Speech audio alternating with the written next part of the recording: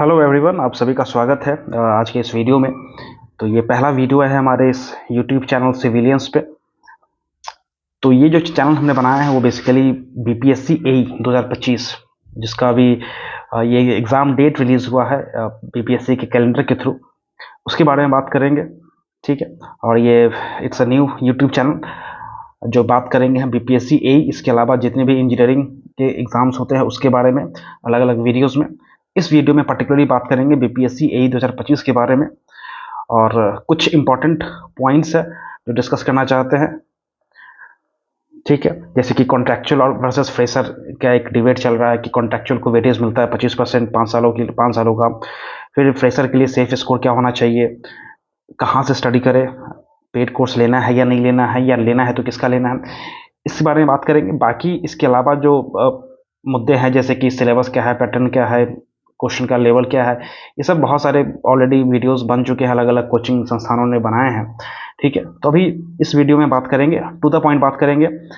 जो एक hot topic बना हुआ है specially contractual versus fresher, contractual को जो वेटेज मिलता है 25% का उस पर। ठीक है। तो बीपीएससी एई 2025 इसकी वैकेंसी, इसकी इंपॉर्टेंस की बात करें तो सबसे बड़ी मतलब एक तरह से कह सकते हैं कि लगभग 8 सालों बाद वैकेंसी आई है। 2012 में ए की वैकेंसी आई थी। ठीक है। एक उसके बाद 2017 में लगभग 1200 के करीब। ठीक है।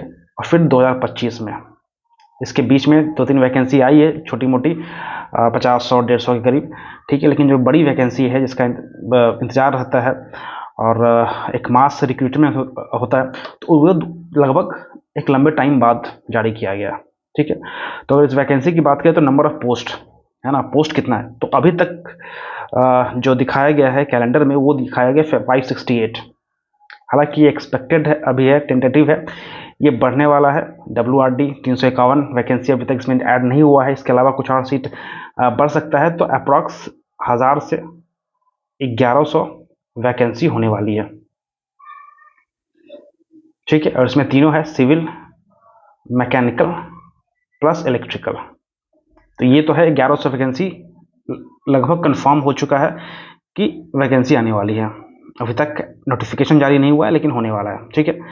एग्ज़ाम डेट की बात करें तो एग्ज़ाम डेट जो है 21 से 23 जून 2025 को अभी तक ये मानकर आप लोग चल सकते हैं, क्योंकि जो कैलेंडर दिया हुआ है उसमें यही डेट दिया हुआ है 21 से 23 जून के बीच में।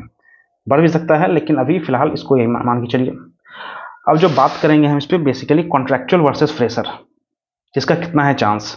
ठीक है। जो वेटेज मिल रहा है कॉन्ट्रैक्चुअल को उसको एनालाइज करेंगे, उसको समझेंगे कि क्या फ्रेशर का कोई चांस है या नहीं है, फ्रेशर के लिए सेफ स्कोर क्या होना चाहिए। ठीक है। बाकी सोर्स क्या रखे, पेड कोर्स लेना है नहीं लेना है, ये सारे बात करेंगे। पहला मुद्दा है हमारा कॉन्ट्रैक्चुअल वर्सेस फ्रेशर। अब इसमें आप सभी को क्या है पता है कि कॉन्ट्रैक्चुअल एक्सपीरियंस मिलता है, जो कॉन्ट्रैक्ट पे अलग अलग डिपार्टमेंट में लोग काम कर रहे हैं उनको 5% पर ईयर के हिसाब से। ठीक है। 5% पर ईयर के हिसाब से, मैक्सिमम 5 सालों के लिए 25%। 25% एक्चुअल में ये नहीं है। 25% अगर बात करें तो 25% अगर 400 का एग्ज़ाम होता है तो ये 100 नंबर होना चाहिए, लेकिन क्या है ना, इसको कन्वर्ट करना पड़ता है, फिर 400 में 75% फिर ऐड करता है 25%, तो ये 25% इक्विवेलेंट हो जाता है 133 मार्क्स के आसपास। ठीक है। तो फिलहाल इसको 25% मानिए, जो कि बहुत है। 133 मार्क्स बहुत है। इतना कम मतलब कम सीट होने पे, कम पोस्ट होने पे, कम वैकेंसी होने पे इतना ज़्यादा मार्क्स, 133 नंबर का मार्क्स डिफरेंस जो है बहुत होता है। ठीक है। तो एक ये गलत तो हो रहा है फ्रेशर के साथ। कॉन्ट्रैक्चुअल को एक एडवांटेज मिलता है। ठीक है। कैसे मिलता है वो आगे डिस्कस करेंगे। तो पहले समझते हैं कॉन्ट्रैक्चुअल। अब कॉन्ट्रैक्चुअल को मिल रहा है वेटेज भाई, तो अगर ये हमें जानकारी हो जाए कि कॉन्ट्रैक्चुअल है कितने हैं तो फिर भी एक आइडिया लग जाता है कि चलो कम है, इस बार निकल गया, अगली वैकेंसी में नहीं होगा। तो उसको समझते हैं कि कॉन्ट्रैक्चुअल अगर एस्पिरेंट की बात करें तो दो तरह के कैटेगरी में है। एक कैटेगरी वाले हैं, ये मतलब जो गेट वाले हैं, मतलब जिनका सिलेक्शन कॉन्ट्रैक्ट पे जो बहाली हुआ है वो गेट के स्कोर पे हुआ है। तो गेट का स्कोर अगर जहाँ तक मुझे याद है, पहला जो वैकेंसी आया था 2018 में आया था आरसीडी में। ठीक है। उसके बाद बीसीडी, फिर पीएचडी और फिर यूडीएचडी। और इन कॉन्ट्रैक्चुअल वालों और इन्हीं के कारण यही लोग दौड़ भाग कर कॉन्ट्रैक्चुअल को वेटेज दिलवाए थे। ठीक है। फिर जो जितना ही बहाली हुआ था लगभग इनका मोस्ट ऑफ द जो कॉन्ट्रेक्चुअल है का फिर 2017 के वैकेंसी में किसी का कुछ हुआ, फिर एक 2019 जो वैकेंसी आई थी उसमें कुछ हुआ, 7 2020 में कुछ हुआ। ठीक है, तो लगभग अगर हम गेट वाले की बात करें तो 50 से 100 के आसपास के बीच में ये मैक्सिमम होंगे। ठीक है, ये तो गेट गेट वाले हो गए। दूसरा जो कैटेगरी है बी, जिनका कोई अता पता नहीं है, मतलब इनका बहाली कब हुआ, कैसे हुआ, ठीक है ना, ये बहुत पहले से भी काम कर रहा है, कब हुआ, कैसे हुआ और ऐसे कितने हैं, इनकी एग्जैक्ट जानकारी होना बहुत मुश्किल है।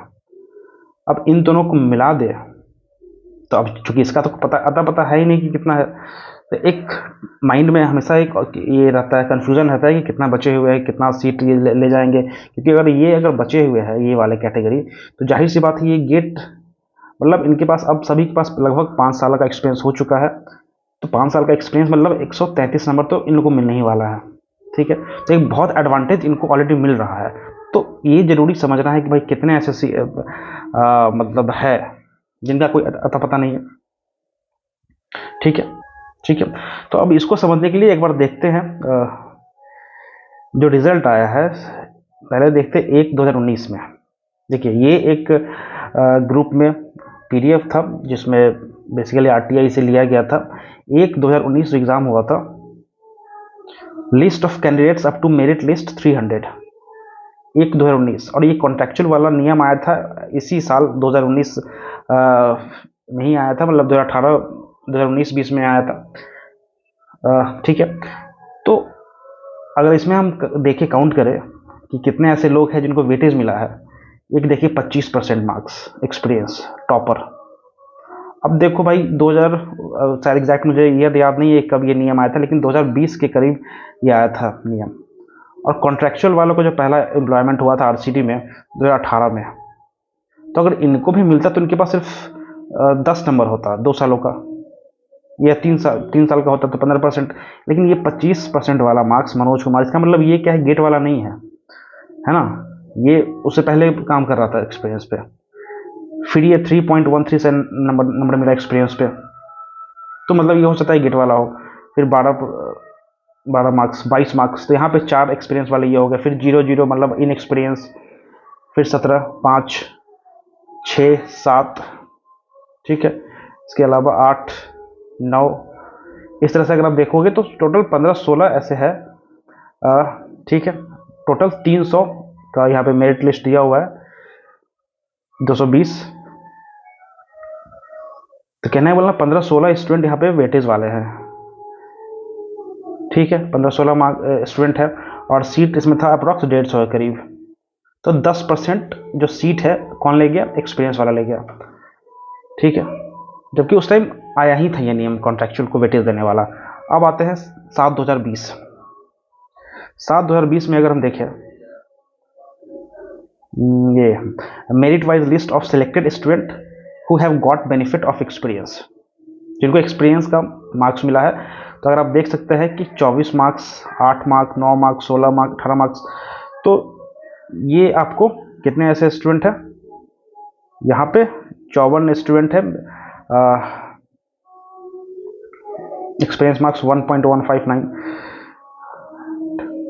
तो ये अगर इसमें आई थिंक 200 के करीब 190 180 के करीब सीट था इसमें, तो 177 तक अगर सिलेक्शन हुआ होगा वेटेज वालों का, तो लगभग कितने 39 है, 39, तो 40 यहाँ पे ले गया, तो 40 अगर 200 सीट भी अगर से माने तो कितना हो गया 20%, तो 20% सीट यहाँ पे आपको ले गए एक्सपीरियंस वाले। ठीक है, तो इसका क्या मतलब हुआ कि 1/2019 में 10% के करीब, और 7/2020 में 20% के करीब। ठीक है, तो अब दिक्कत क्या है, अब ये आ रहा है लगभग 2025 में वैकेंसी आई है, तो 2020 से 2025 5 साल तो ऐसे ही हो गया, उससे पहले से काम कर रहे थे, तो सबके पास 25% मार्क्स तो ऑलरेडी है। ठीक है, तो ये तो बहुत ही मतलब क्या बोले इसको, बहुत ही एडवांटेज मिल रहा है कॉन्ट्रैक्चुअल को, लेकिन कितने हैं, अगर कम होंगे तो ठीक है, फिर भी ठीक है, अगर मान लीजिए 100-200 सीट, 1100 में 200 सीट मान लीजिए चला जाएगा, ठीक है, बाकी 900 में आदमी फाइट करेगा, लेकिन पता नहीं है कि ये कहाँ से आ रहे हैं और अभी ये कितने बचे हुए हैं, तो ये एक नेगेटिव पॉइंट है। अब अब है तो उसके लिए क्या करना पड़ेगा, आगे रास्ता क्या है? आगे रास्ता यही है कि भाई लड़ना होगा, ठीक है। अब लड़ना होगा तो उसके दो तरीके हैं। पहला कि आपको स्टेट गवर्नमेंट से आप रिक्वेस्ट कीजिए, मंत्री, मुख्यमंत्री, सेक्रेटरी से, ठीक है, ऑफिशियल से पास दौड़िए।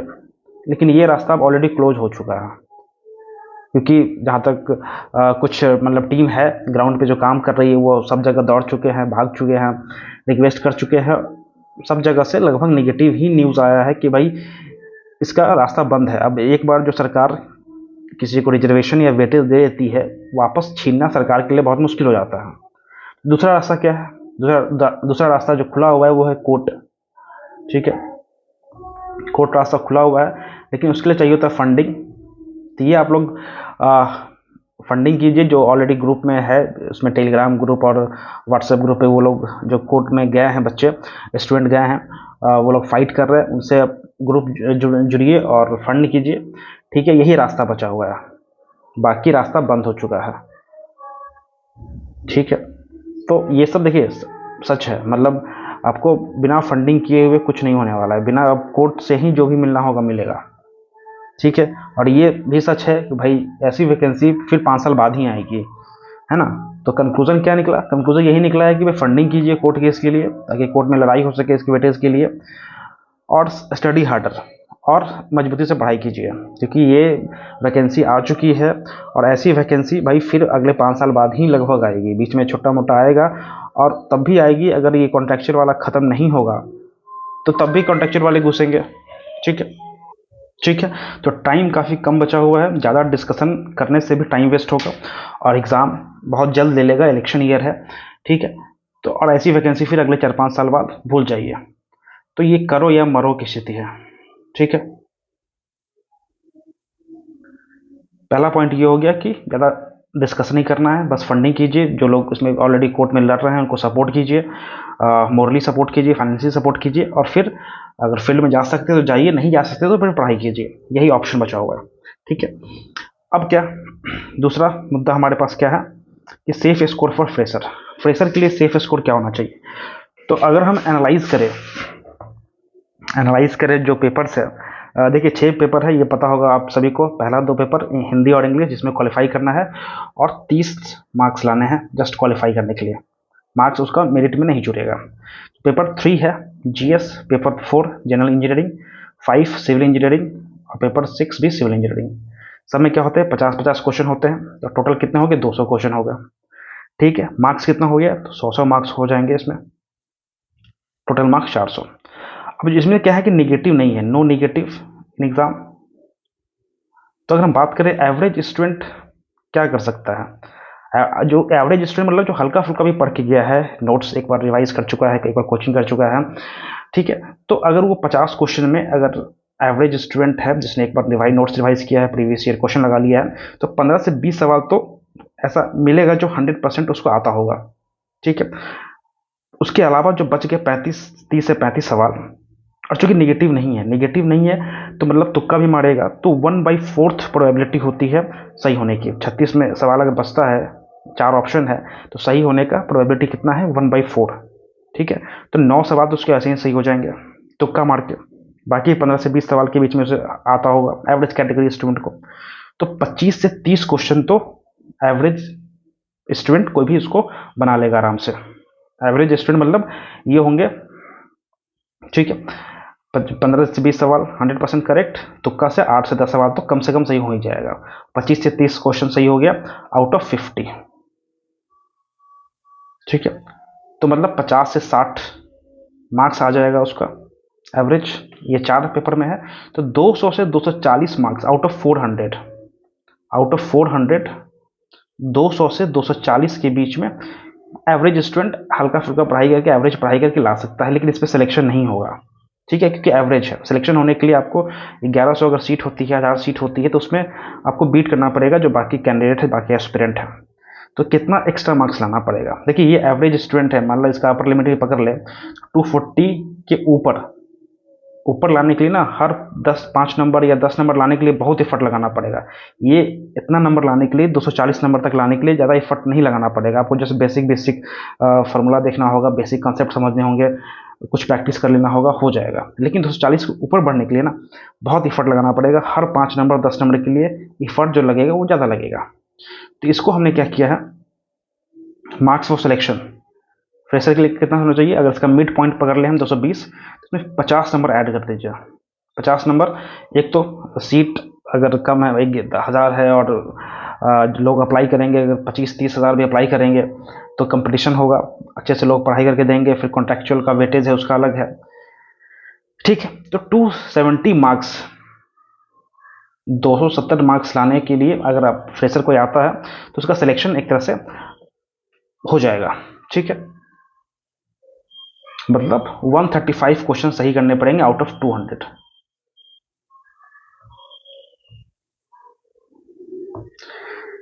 ठीक है, अगर इतना नंबर लाते हैं तो सिलेक्शन आराम से हो जाना चाहिए। अब देखते हैं थोड़ा सा जो पहले का रिजल्ट है कुछ उसको देखते हैं। हालांकि अभी जो पीएचडी वाला रिजल्ट आने वाला है बीपीएससी 32/2024, ठीक है, उससे और क्लियर हो जाएगा कि कितना एक्सपीरियंस वाले हैं, कितने वेटेज वाले हैं और फ्रेशर के लिए क्या रिक्वायरमेंट है। लेकिन 270 प्लस अगर रखते हैं मार्क्स, 270 प्लस मार्क्स रखता है जनरल अनरिजर्व कैटेगरी में फ्रेशर, तो उसका सिलेक्शन हो जाना चाहिए। ठीक है, अब ऐसा क्यों बोल रहे हैं, ठीक, एक तो देखते हैं 7/2020 में, 7/2020 अगर देखें, ये आपका हो गया जैसे एक्सपीरियंस मिला था। यहाँ पे देखिए merit list of selected candidate who had no experience, तो जिसके पास कोई एक्सपीरियंस नहीं था 278 मार्क्स लाता है ये, और मेरिट सीरियल नंबर कितना बना, 21 बना। तो अब इस वाले एग्जाम में ना सीट आई थिंक 180-90 के बीच में था, सीट भी कम था और जो एक्सपीरियंस वाले को वेटेज मिल रहा था वो भी कम था। अभी सबके पास 25% होगा, ठीक है, जो भी बचे खुचे होंगे, और सीट भी कम था। अभी जो आने वाला है 1100 हज़ार सीट, तो उससे लगभग 5 गुना कम था, मतलब 1/5 था। तो अभी 5 गुना से ज़्यादा सीट है। ठीक है, ये एक एडवांटेज है, लेकिन डिसएडवांटेज क्या है कि जो एक्सपीरियंस वाले हैं उसे वेटेज 25% का मिलेगा। तो ये आपका 21 सीरियल नंबर है 278 मार्क्स पे। फिर अगर हम देखें इसमें जो लास्ट के एस्पिरेंट है 128, यहाँ सीरियल नंबर पे 254, 254 मार्क्स ला के फ्रेशर वाला भी सिलेक्ट हुआ है 128 सीरियल नंबर। ठीक है, 200 के करीब अगर हम देखें तो 196, 151, 248, तो 248 एक तरह से समझिए तो जो 250 से ऊपर था उसका सिलेक्शन हुआ है 7/2020 में।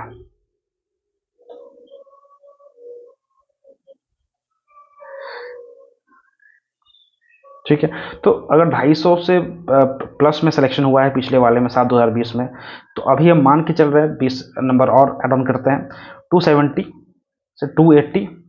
ठीक है, और अगर थोड़ा सेफ होना चाहते हैं तो टारगेट लेके चलिए 300 प्लस, 300 प्लस टारगेट लीजिए, एकदम सेफ रहिएगा। कितना भी कॉन्ट्रेक्चुअल हो, कितना भी वेटेज हो, वेटेज मिले, फिर भी फ्रेशर का सिलेक्शन होने वाला है 300 प्लस अगर रहता है तो। वैसे 270 प्लस में भी हो जाएगा, लेकिन 300 प्लस रहेगा तो आप ज़्यादा सेफ रहिएगा। तो कितना क्वेश्चन सही करना होगा, 135, 135 क्वेश्चन। अब कैसे आएगा 135 क्वेश्चन सही, चलिए इसको समझते हैं।